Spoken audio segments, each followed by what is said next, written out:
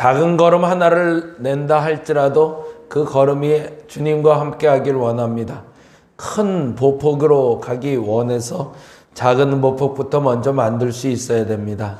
작은 일에 충성하지 못한 자가 큰 일을 할 수 없사오니 우리에게 주어진 작은 순종이 철저하게 잘 지켜지게 하시고 그로 말미암아 하나님의 큰 일도 이룰 수 있는 저들 되게 하여 주옵소서.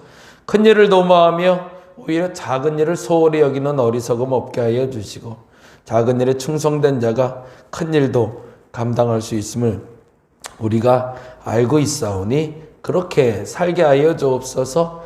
오늘은 작은 순종을 주께서 요청하실 때 그 일에 아멘하는 우리 되게 하여 주시옵소서. 감사합니다. 고마우신 예수님 이름으로 기도드렸습니다. 아멘. 오늘은 레위기 20장 말씀 같이 볼까요? 20장 1절에서 9절 말씀인데요. 20장, 21장, 22장 오늘 보는 날이고요.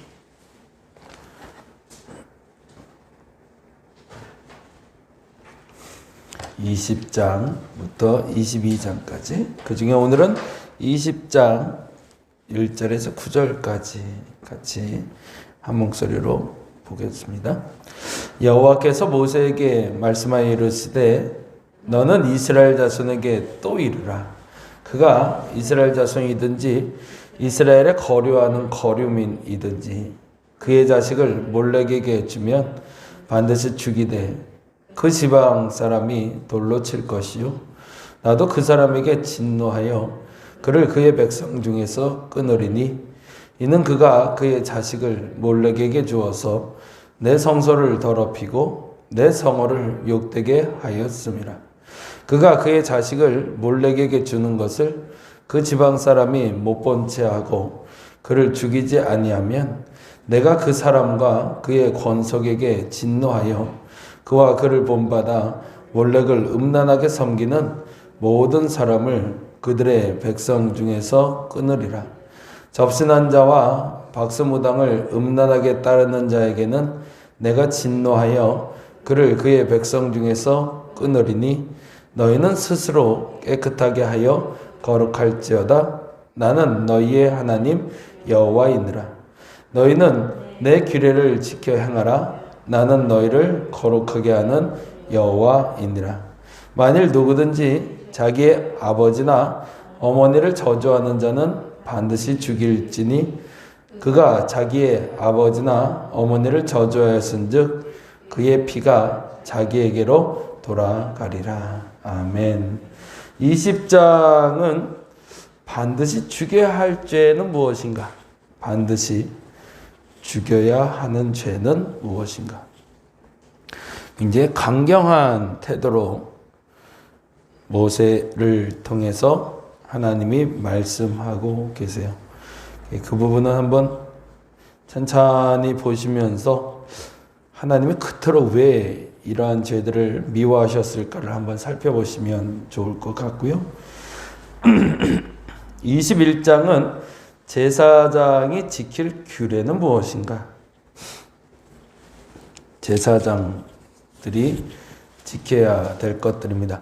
아론의 자손 제사장들에게 무엇을 해야 되는지를 아주 소소하게 얘기하세요. 심지어는 5절에 보니까 제사장들은 머리털을 깎아 대머리 깎게 하지 말며 수염 양쪽을 깎지 말고 살을 베지 말고 뭐 등등의 아주 소소한 것까지도 그건 왜 그럴까? 제사장은 사람들에게 보여지는 사람이기 때문이겠죠.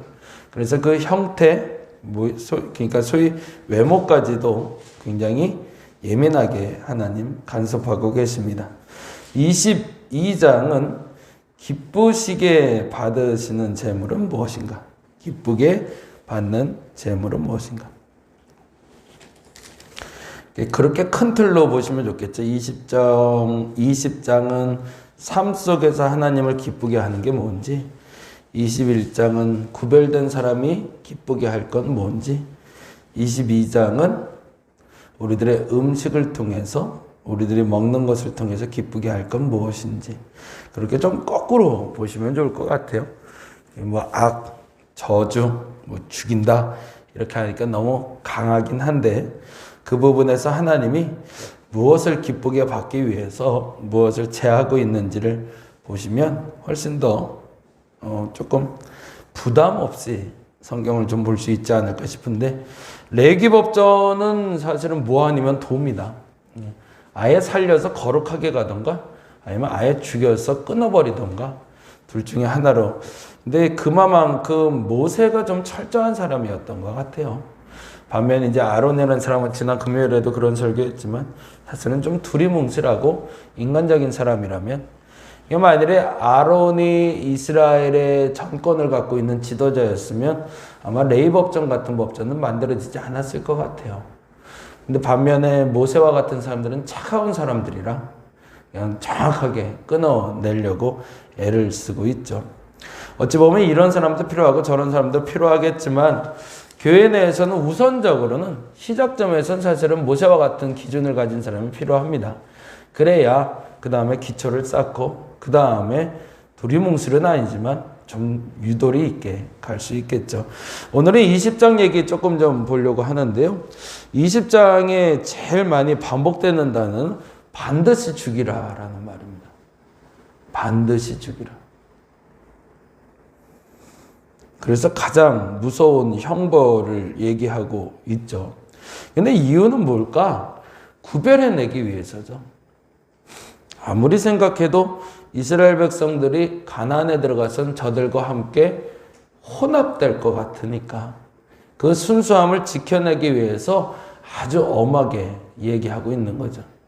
불은 만져도 돼 라고 아이들에게 가르치지 않죠. 불은 절대 만지지 마 라고 얘기하는 건 불이라는 것이 잘 다루면 도구도 될 수 있지만 어린애에게는 늘 항상 위험한 무기가 되기 때문이죠. 그래서 보지 않는 세상에 대해서도 아예 단절시키기 위해서 구별하기 위해서 얘기하는데 재미난 건 큰 틀은 이렇게 돼요. 종교적인 구별과 일상적인 구별과 은밀한 구별 세 가지로 나뉩니다.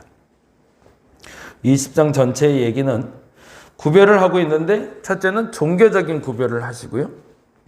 그리고 두 번째는 일상의 구별을 하시고요. 그리고 세 번째는 은밀한 구별.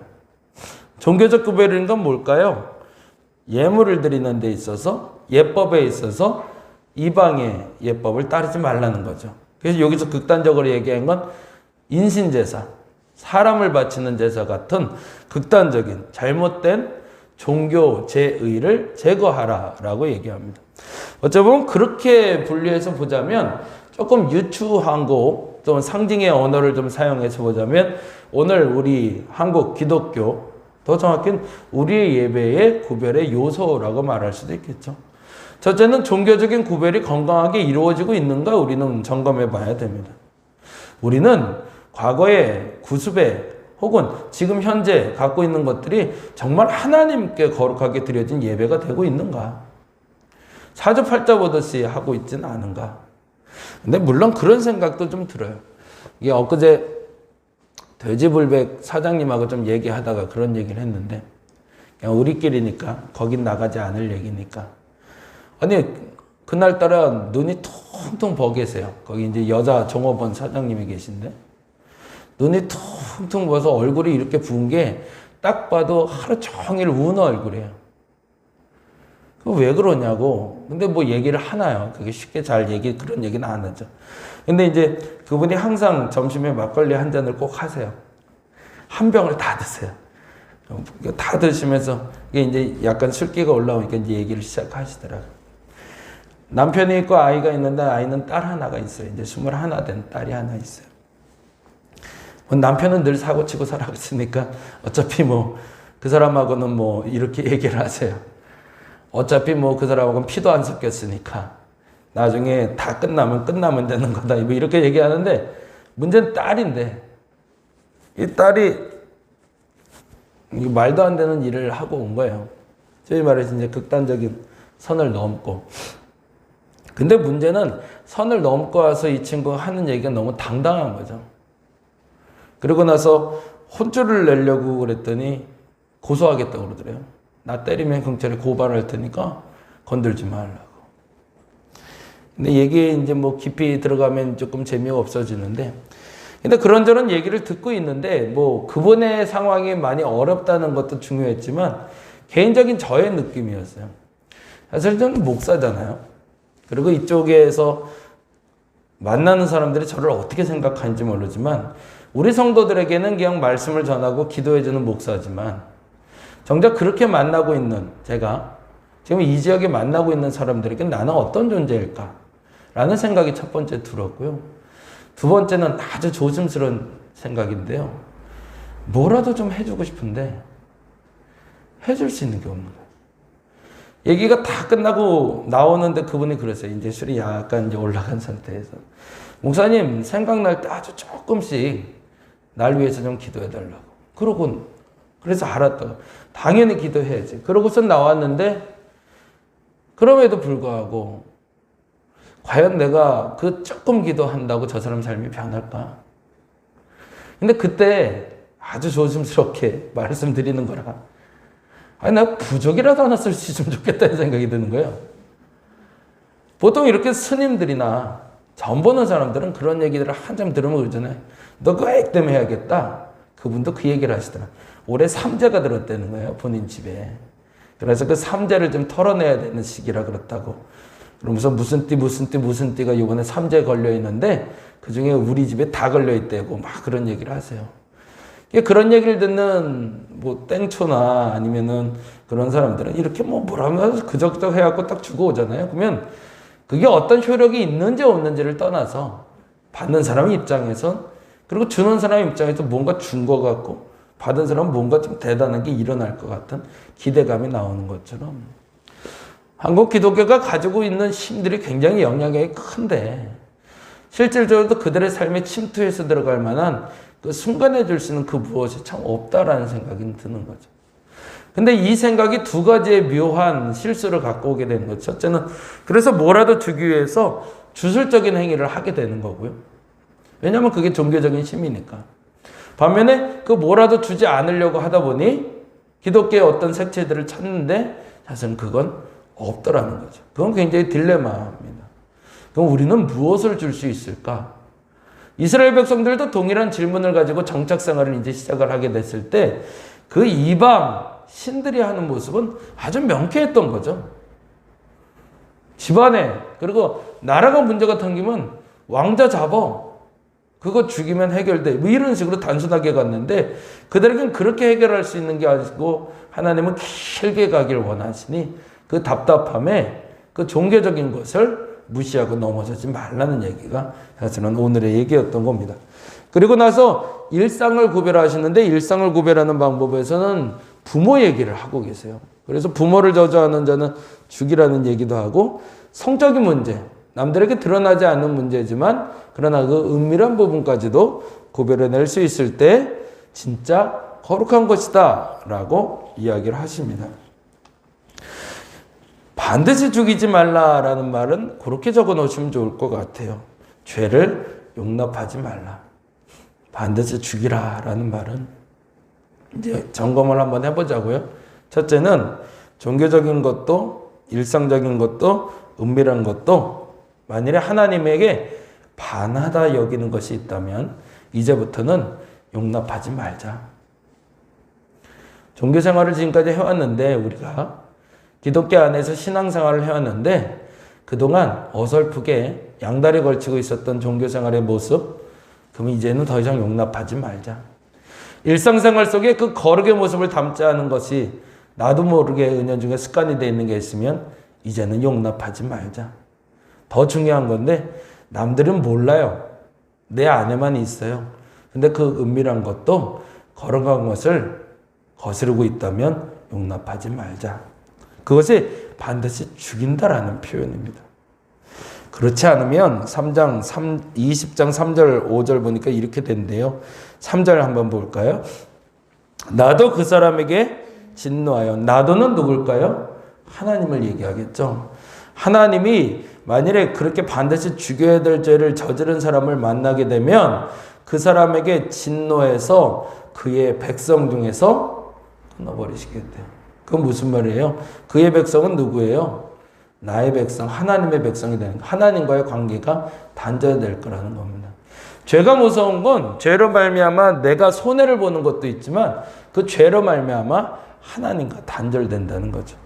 내가 종교적으로나 일상적으로나 은밀한 죄에 대해서 벗어나야 되는 이유는 그 죄의 형벌이 무섭기 때문이 아니라 하나님과 관계가 단절될 수 있기 때문이죠. 조금 더 구체적으로 말씀드리면 반드시 죽일지니라라는 말은 수동태예요, 사실은. 이거는 능동태로 쓰인 게 아니라 그는 기필코 죽임을 당할 것이다 라는 얘기예요. 내가 건드리지 않아도 결국엔 그 죄가 너희를 잡아먹을 거라는 겁니다. 결국에는. 그 얘기가 사실은 9절에 있는 얘기가 되죠.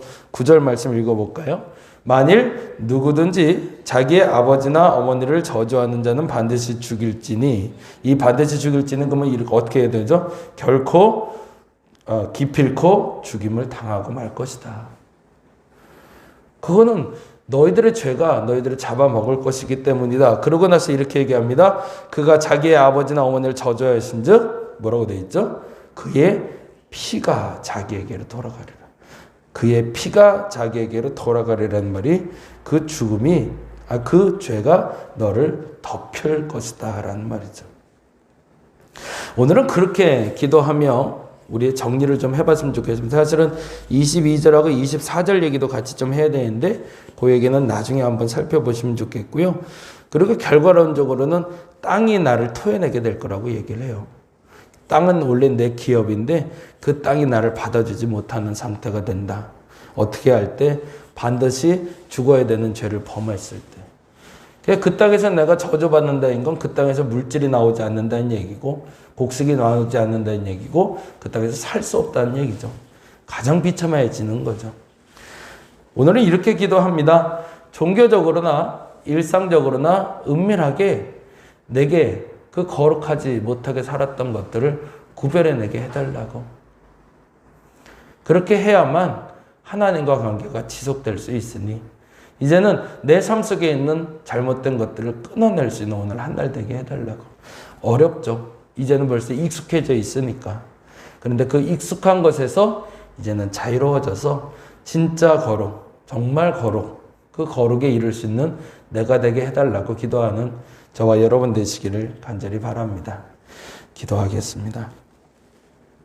가장 어려운 일입니다. 거룩하게 산다는 것 그렇게 쉬운 일 아닙니다. 종교적으로도 그렇고 일상에서도 그렇고 사실은 은밀한 가운데 그 거룩을 지킨다는 게 얼마나 어려운 일인지 우리는 잘 알고 있습니다. 그래서 사실은 적당히 해왔습니다. 근데 하나님은 그렇게 얘기하십니다. 반드시 죽을 것이라고. 기필코 죽임을 당할 것이라고. 그 죄의 대가가 반드시 내게 다가올 것이라고. 이 무서운 말을 우리가 감지하게 하여 주옵시고 지금부터라도 조금씩 끊어내게 하여 주옵시고 완전할 수는 없지만 온전을 향해 나아갈 수 있는 우리 되게 하여 주시옵소서. 감사합니다. 고마우신 예수님 이름으로 기도드렸습니다. 다 같이 기도하고 돌아가겠습니다.